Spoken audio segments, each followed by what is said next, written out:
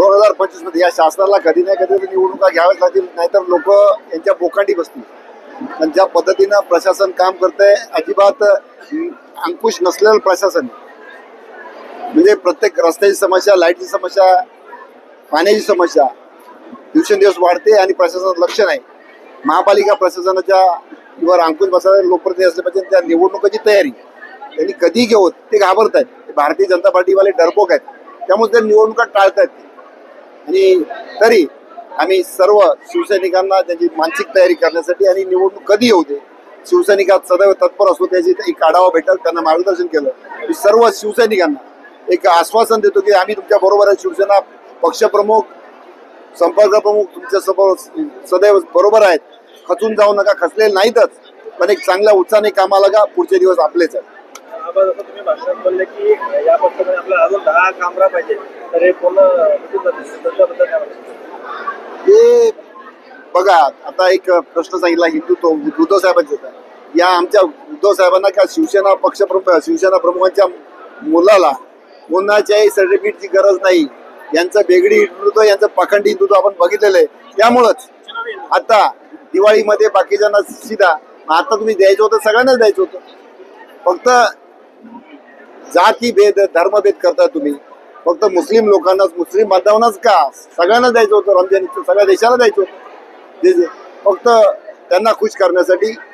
ते खुश होणार नाही का, त्यांनी यांची ओळखलेली आहेत.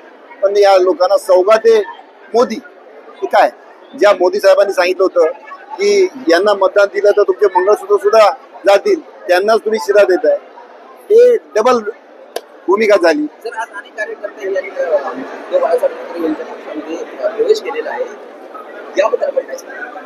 लोकांचा वाढतोय, लोंढा वाढतोय.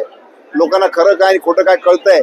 आणि विधानसभेला चूक झाली हे लोकांच्या लक्षात येते. ती चूक सुधारायची असेल तर आता शिवसेना उद्धव बाळासाहेब ठाकरे याशिवाय पर्याय नाही. त्यामुळे लोक आमच्याकडे आताच्या विधानसभेच्या ज्या निवडणुका झाल्या त्यानंतर कार्यकर्त्यांमध्ये जो अनुत्साह होता, त्यानिमित्तानं आज कार्यकर्त्यांच्या आढावा बैठक आपण घ्यायच्या होत्या आम्हाला. की आता होऊ घातलेल्या 2025 मधल्या ज्या निवडणुका आहेत महानगरपालिकेच्या, स्वराज्य संस्थाच्या आतापर्यंत 3 वर्षामध्ये इतकी परिस्थिती वाईट आहे की नगरसेवक नाही, कोण नाही. अशा परिस्थितीमध्ये जे अधिकारी आहेत ते अधिकारी सत्ता चालवत आहेत.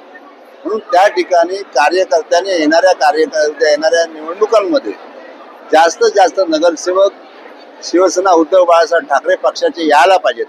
ह्या भावनेने ह्या कार्यकर्त्यांना उत्साह निर्माण करण्यासाठी, त्या कार्यकर्त्यांच्या पाठबळ उभं करण्यासाठी आजची ही बैठक होती. आणि त्या कार्यकर्त्यांनी चांगल्या प्रकारे आम्हाला सहकार्य केलं आहे.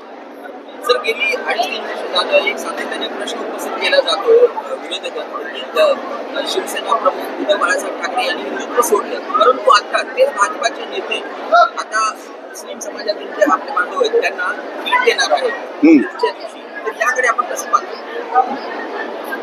राजकारणात काय होतं की हिंदुत्व हे त्यांचं हिंदुत्व जे आहे ते हिंदुत्व फक्त राजकारणासाठी वापरतायत. ते आज या ठिकाणी शिवसेना पक्षप्रमुख उद्धव साहेबांनी सांगितलं आमचं हिंदुत्व जे आहे, हिंदुत्व शेंडी आणि जानव्यात आमचं हिंदुत्व नाही.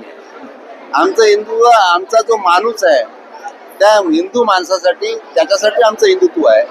आणि म्हणून आजच्या जे रमजान ईदसाठी सौगाते जे पंतप्रधानांनी आता त्यांना काहीतरी 35-35 लाख लोकांना देत आहेत तिकडे, त्याच्यावरून जनतेच्या मनात त्यांना कळलेलं आहे की ते मुस्लिम बांधव आहेत, ते त्यांना कधी होणार नाहीत, त्यांचे होणार नाहीत. त्यांना माहिती आहे हे आपले नाही आहेत, हे फक्त आपला वापर करून घेत आहेत. आणि तितके ते सावध आहेत. त्यामुळे त्यांनी किती काही केलं तर त्यांचं हिंदुत्व बेगडी आहे हे त्यांनी सिद्ध होत आहे.